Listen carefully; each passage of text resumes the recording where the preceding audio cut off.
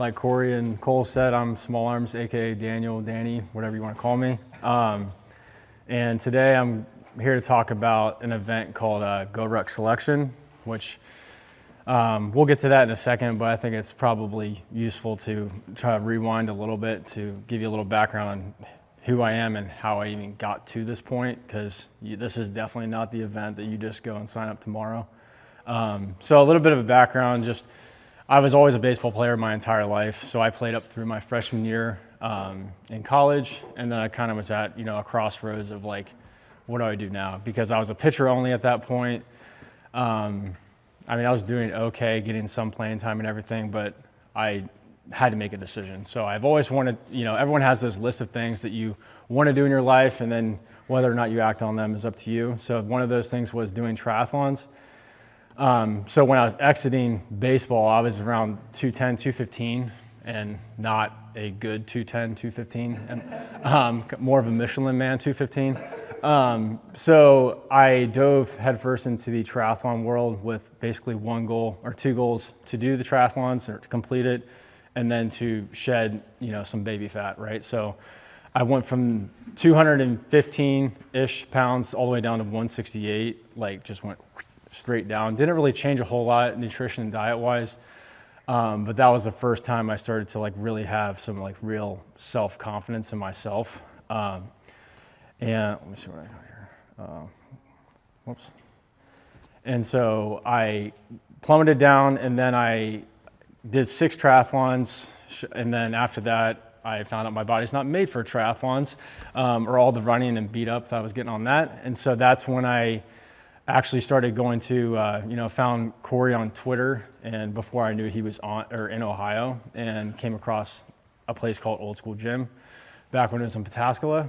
And so it became a game of just shedding weight to adding back the weight in a smart way, and then really seeing my body change for the first time, let alone see, the old bicep vein with that amazing lighting in the old gym.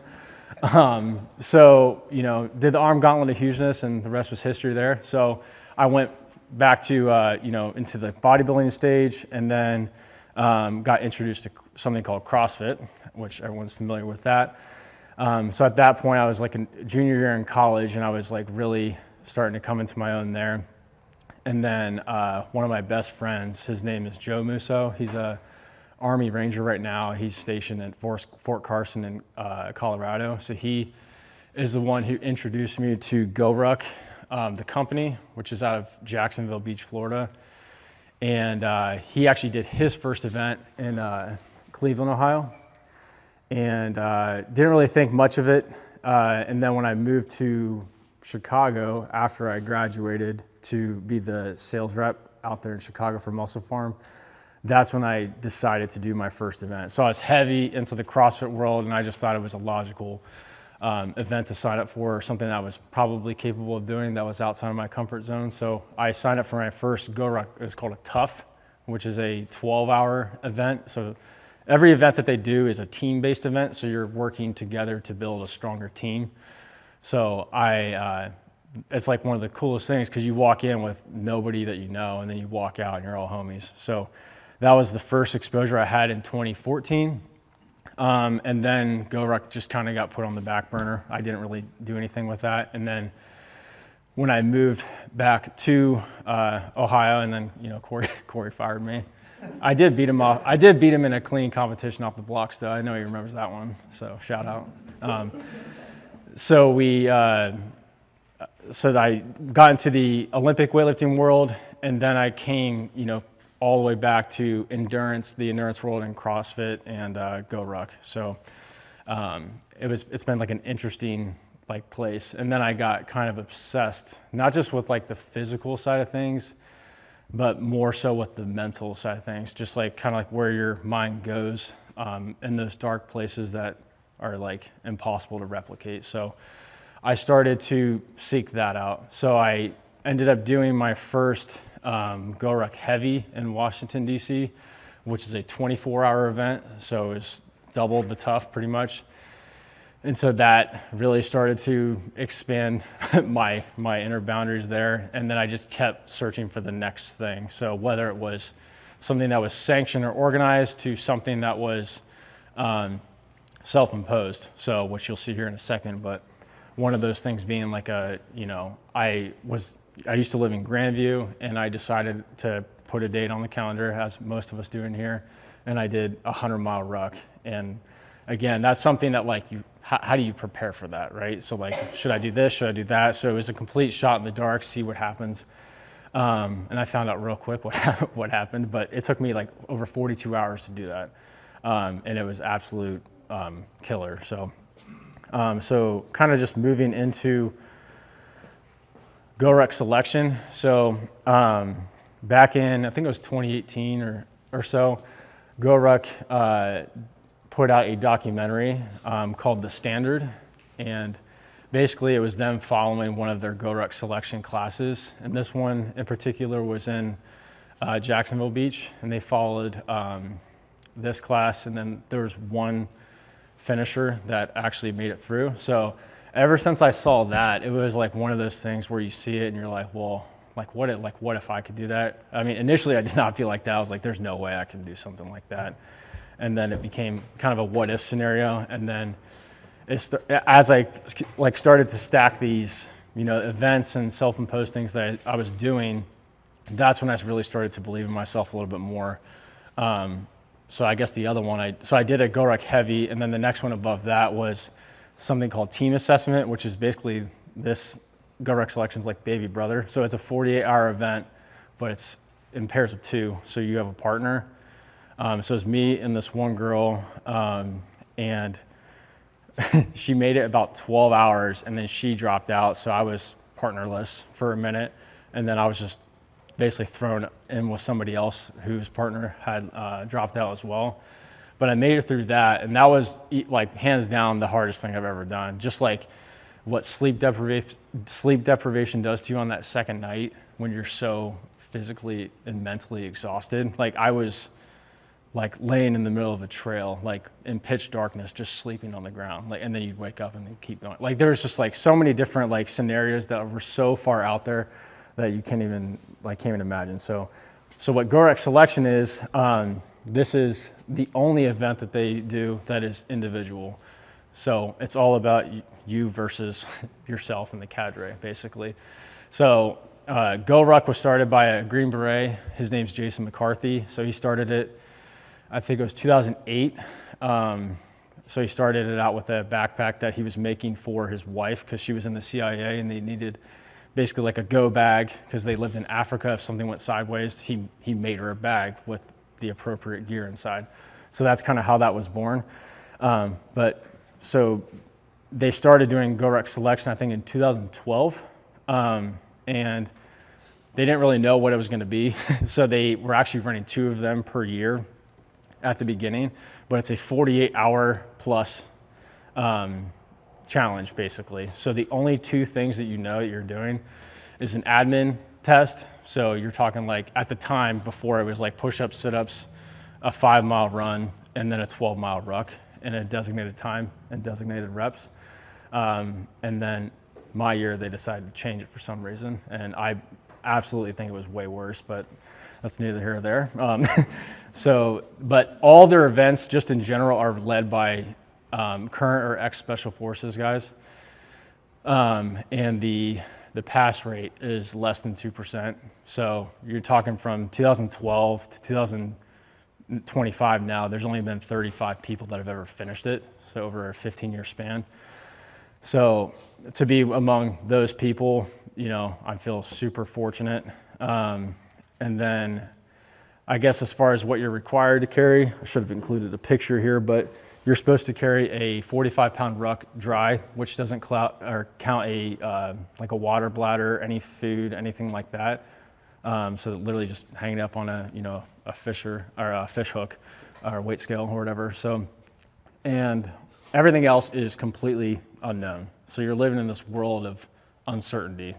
So it's like, how are you going to respond to that when everything's completely open-ended? So my first attempt, so like I said, so in 2021 in May, I did team assessment, and then October rolled around, and this is when I was like, oh, this is just my next thing, right? I wanted to do GoRuck selection. So as a lot of us in here are not used to losing, I hate losing. And I just thought I was gonna be able to do this, just like, oh, I can get to this next rep, I can get to this next workout, whatever it is, I can beat this person. So, and at this point, they alternate years on the location. So this year was in Bellbrook, which is where Jason, the GoRuck founder's dad, he lives out there, and they have this epic country setup. Couldn't be any more perfect for this event. And then the next year, they'll just alternate and go down to Jacksonville. So this one was in Bellbrook. So pretty much my mindset was like what I just said. I'm just gonna train hard, I'm gonna figure it out, and I'm gonna be able to push through no matter what they throw at me. And I've done all this hard stuff leading up to it, I'll be fine, I think. But the reality, as I got punched in the face pretty hard, is I just didn't fully understand, which in my defense, it's impossible to understand an event like this, because it's not like you can just go into Google and type in GoRuck selection, what am I gonna see here? Because every event's different, and it's like that on purpose, because they don't want you to be able to get used to it. They wanna be able to throw you curveball after curveball, and they wanna see how you're gonna respond, because they're constantly fishing in your head for anything to latch onto, to prey on you, to figure, because this is the only event they're trying to actively get you to quit. So 2021, safe to say it was a pretty big shot in the dark. I had team assessment under my belt. I could have that to draw from, but I was training or programming everything myself and just basically doing my best guess, right? So obviously I was working out hard. I was doing hard workouts, meaning just like long, monotonous, boring stuff. So it was a mixture of rucking, which is kind of the foundation, your basic strength work, squat, bench, deadlift, CrossFit, and then just like long carries with a sandbag. That was kind of like the basis of like what I was doing. On the mental side, which I'll get into this a lot more later, outside of me just doing hard workouts and just me having some positive, inner dialogue with myself, that was pretty much the extent of it. And then just the events and self-imposed stuff that I was doing. So yeah, this lovely picture of suffering and disappointment here for you guys. So this was like basically the hard lesson that I learned. That was right after I tapped out. So the only way that you are out of this event is if you voluntary withdrawal or a med drop or a performance failure. So this was a VW, a voluntary withdrawal. So I'll paint the picture of like kind of what happened, because it'll start to make a little bit more sense. But it started at 1 p.m. on a Thursday, and then we got through the night, and we're in the early morning, maybe around 6 or 7 in the morning, and there were 16 of us left, and we were, there's 8 people here and then 8 people facing each other. So we each had our ruck that's waterlogged, so it's like 55 to 60 pounds, and then we all had an 80-pound sandbag on our back, and the cadre's at the end there, and I was told later, I had no idea how long it was, but their plan was to make us do 1 lunge every 10 seconds for 90 minutes. And I was like, so hearing it now is just comical, like, And so everyone's struggling, but there was one dude, he's like a Clydesdale, he was ridiculous, this guy named Chad, who was the guy who actually finished the event, 6'2", 230, black belt in jiu-jitsu, just a unit, right? And so if the standard was here, us being able to maintain that, rep every 10 seconds or whatever, we were going from our back, we were holding it up front, we were holding it over our head, we were holding a zerker, all that stuff. This dude, he looked like he was unbothered. Like he could just hold it there all day. And we're all dying. So we went from 16 to 8. I made it through that. And then we had less than 10 minutes. They basically snapped a picture of us just basically dying.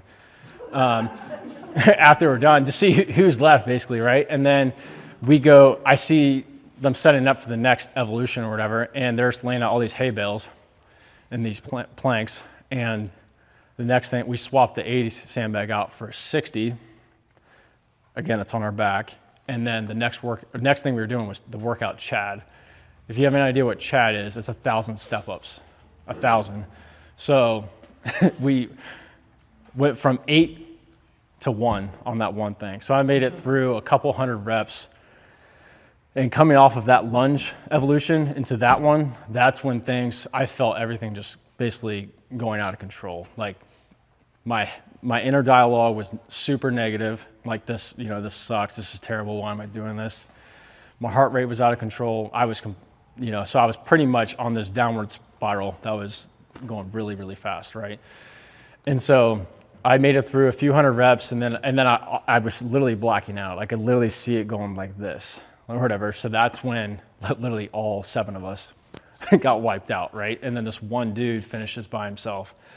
So like that moment like absolutely haunted me, like from that day on. So like that was like the storm cloud that was always following me around ever since nobody likes to quit anything, right?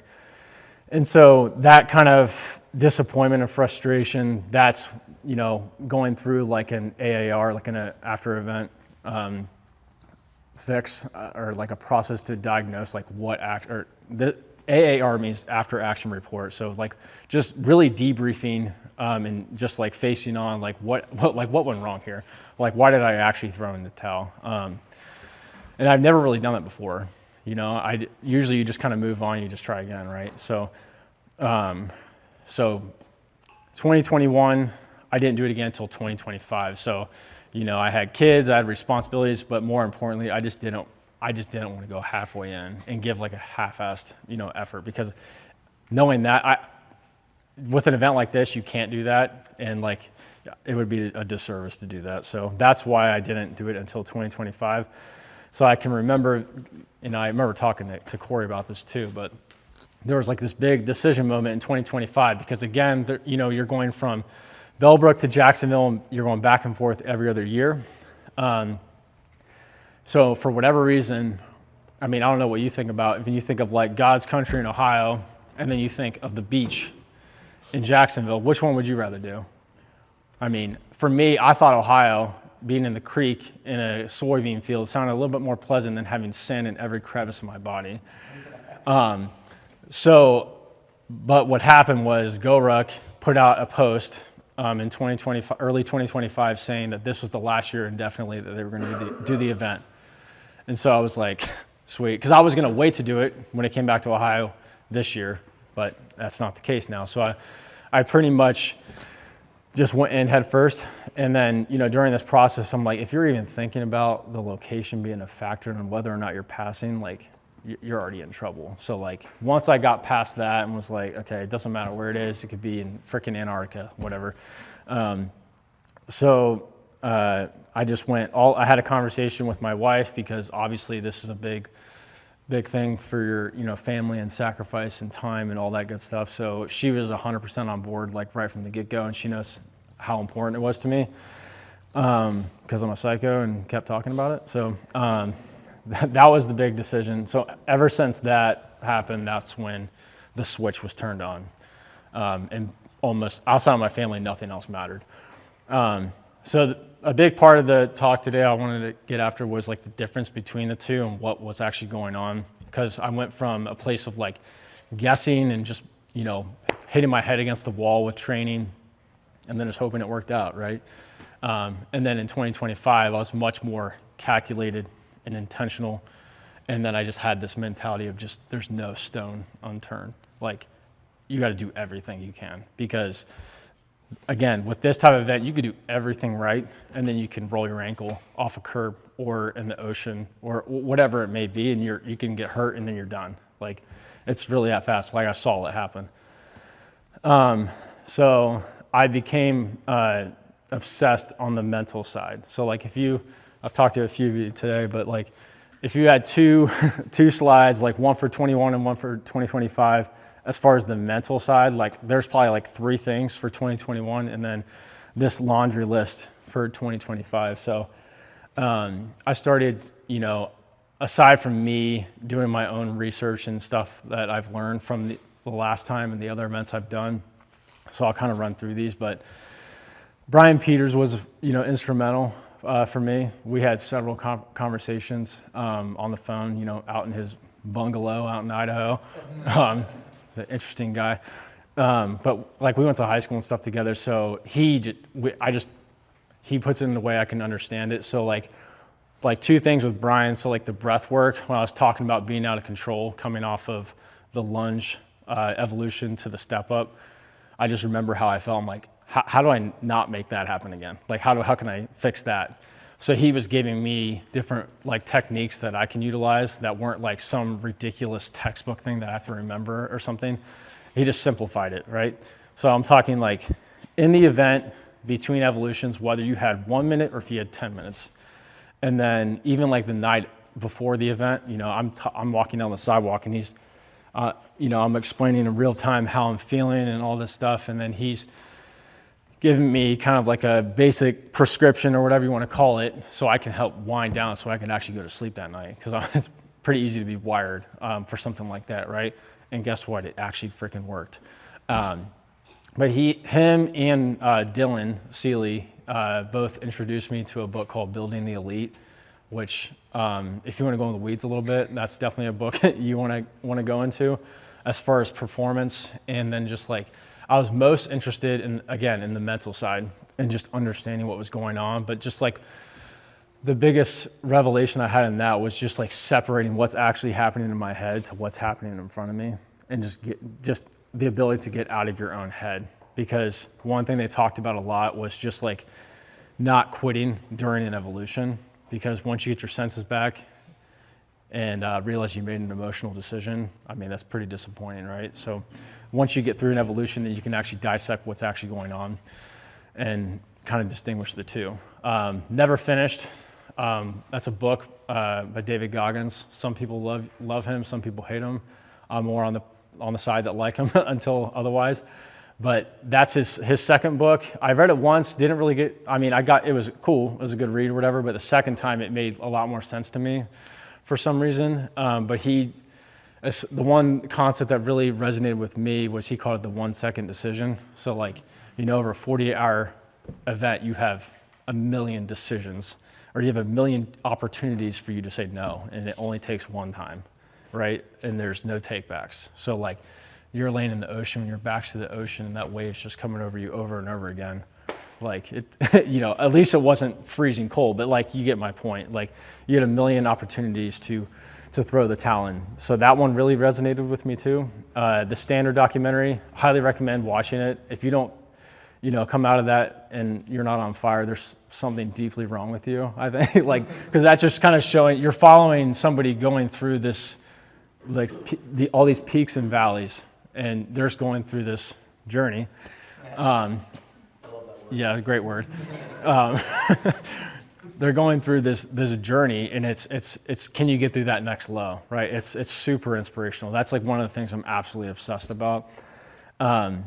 So, and then like I started going down the podcast rabbit hole. I was like, there's got to be some podcasts out here from other finishers, and sure enough, there was. And so I started to get inside their heads a little bit, you know, going on YouTube University, all that good stuff. One sickening thing I used to do was just watch, they call them their shark attacks, which is like one of the very last things you do.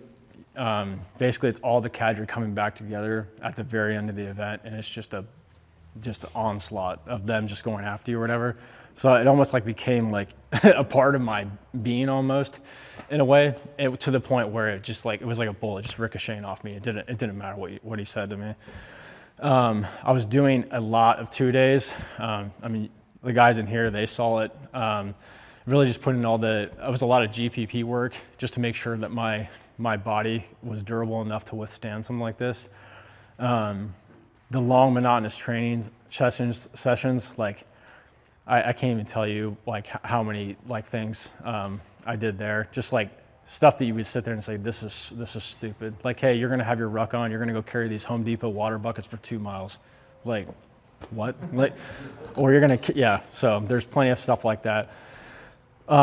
Physical preparation. So as far as you know how it worked, you're basically training the physical to delay the mental side of things.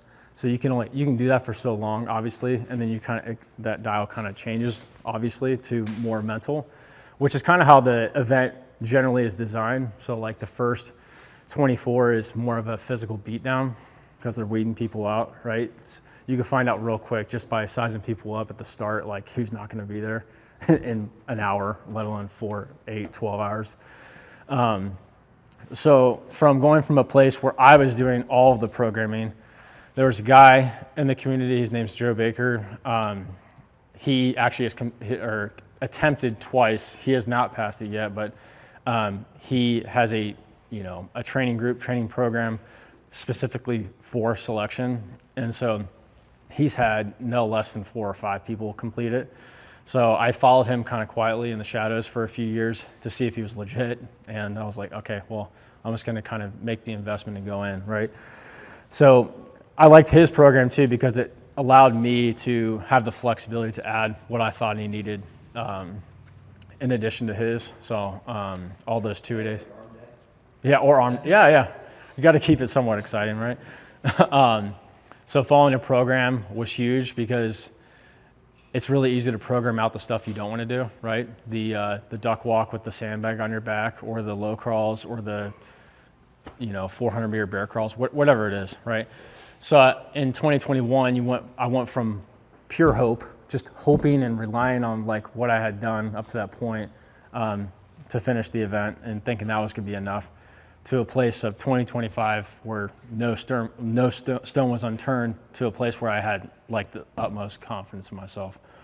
And what I thought was very interesting too, like I felt confident like flying down there or whatever, but like when Preston dropped me off at the event, I just remember being at the start and I got out of the car and I'm like, I don't even feel nervous about this. Like after like looking around at people, it was very weird. Like I've never really experienced it to that extent before. So that was, a huge boost for me. Recovery wise, wasn't nearly as much of a thing in 2021. I mean, obviously I took care of myself. I took supplements and stuff like that, but having a 2 and a 4-year-old, shout out to the parents out there, but like you can have every curveball in the world where your night's interrupted, your training's all over the place. So like really just being intentional about sleep and not watching the extra episode on Netflix or whatever it is, and just going to sleep. The nutrition, it's a lot easier to stay on track here when we're all kind of on the same page, right? And being less of an a-hole on the weekend. Hydration, our Hydrate product, I smashed that. Like in training, I ran out of it at the event actually because I just kept, every time we had an opportunity, you had a Nalgene bottle inside your ruck, and then you had a 3-liter hose that was on the exterior of the bag. And every time you had an opportunity to stop, I would just like zip it up, unzip, and then just slam whatever electrolytes I could get. Thankfully, they were passing them out too once we ran out. So that was a huge thing for me. Supplements, amino, creatine, magnesium, fish oil, all that stuff was a huge part that played in the process. Stretching, we almost never do it enough, right? Instead of sitting on my couch beach like a whale, I would, actually stretch during the show or talking to your significant other or whatever. Deep tissue, Tina's not here, but she was destroying my neck and traps earlier. She was a huge part in that too, especially with all the rucking and the pulling down in your upper back and your traps. Chiropractic and like sports med, going back to Dylan, he's an absolute wizard. Super helpful with that. And then the no alcohol thing, obviously not so good for your hydration, right? Or your early mornings. I feel like I skipped something, but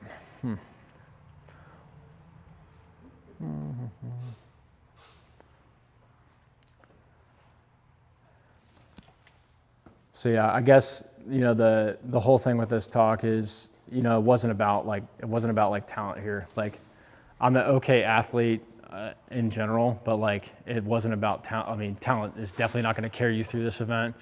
So going from training hard and just beating your head against the wall and just thinking that will carry you through a 48-hour event, it's not going to help you. But actually training with intention and just like preparing your body, but more importantly your mind, and just really committing and studying to that is really going to be the separator. So just kind of like how you can think about this to kind of apply to your own life. So I think we all have our own version of what this is in your life, whether it's your family, your career, whatever it is. But just keeping yourself to a standard, I think, is just something we all could always do a better job at, right? So I guess a couple things to ask yourself, are you preparing? Are you guessing? And then are you reacting, or are you training for the moment? And then are you doing what's required or what's convenient? So the results, you want to usually live just above the standard you're currently living at. So that's kind of like what I kind of live by now, especially after going through this process and learning so much, because now I can, teach this to my two girls. They're down in the basement with me, hanging on the rings, hanging from the bar, up on the box. That's the real reason why. That was another thing that they do during the event, somewhere in the midway part. So there's 3 of us left in the middle of the event, and we're all separated on purpose around the headquarters, and they all interviewed us, and they kind of asked you and they're kind of grilling you a little bit, why are you here or whatever. And from 2021, it is kind of, I would say, shallow. The reason was kind of just shallow. I just want to push myself or stuff, which it's still about that, but just having a much deeper reason as far as having something to lean on that I can show, I can literally show my kids is super important to me. Apparently it wasn't a good enough reason at the beginning when he was talking about it, but go F myself. But that was something that really carried me through. And when I can go on and on about the 2025 event, but I guess another thing that we, as we came out of that 24-hour period, which was interesting because we went from 3 people and then we came out, because you get an hour to do whatever you want to do, which you should hydrate, you should change your socks, you should go to the bathroom, whatever it is. And then one of the guys, actually he didn't come out of the 24 hours, so he was living in his head the whole hour. And then he's like, all right, I'm out. So it was me and then this other guy, his name's Ben, that were together for 24 hours, which I think this guy. So this dude's from Texas. He's been in the Go Ruck community forever. He's a dog. He failed 3 times before he passed this. And we just we were going at each other, because over the course of this event, which I thought this was kind of funny, because my strategy was I want to be, kind of below the radar. I don't want to be this guy that's, out in front and all this stuff, which, he was very good, on flat ground, right? So he could move really fast. He could ruck really quickly. But then when anything involved more of a functional fitness, or there's an incline, when we were going over intercoastal bridges and stuff like that, I was smoking him. And so it was just really cool to have someone to go and battle against. And they knew exactly what they were doing, because that's kind of the beauty of the event too, because when you have 5 people versus 2 people, it's a completely different event, right? So, and that dynamic changes. So, and the cadre know that, because they're always fresh, because they're going on 6-hour shifts or whatever it was, right? So they were trying to pit us against each other to basically see how we were going to react when they were stacking the deck against you. So for example, it was in the middle of the night on the second night, and we were in the parking lot, this one right here, and they were making us just compete, and what was even better was that behind that flag, a little over to the right there, there was other Go Ruck selection finishers there. So that's one of the kind of the cool, privileges that you get, is that you can come back and you get shadowed the event if you pass it. So you get to be on the other side and you get to observe in real time what's going on. And it's, exactly how that person's feeling, right? You could see it in their eyes. You could see if they even have a chance. And so it was really cool to after the event to debrief with those guys, what was actually going on from their perspective. So that's pretty much all I got there. But if anybody has any questions, I know there's kind of a lot here, but yeah. Danny, you're small. I am small. Yeah, good. Thanks.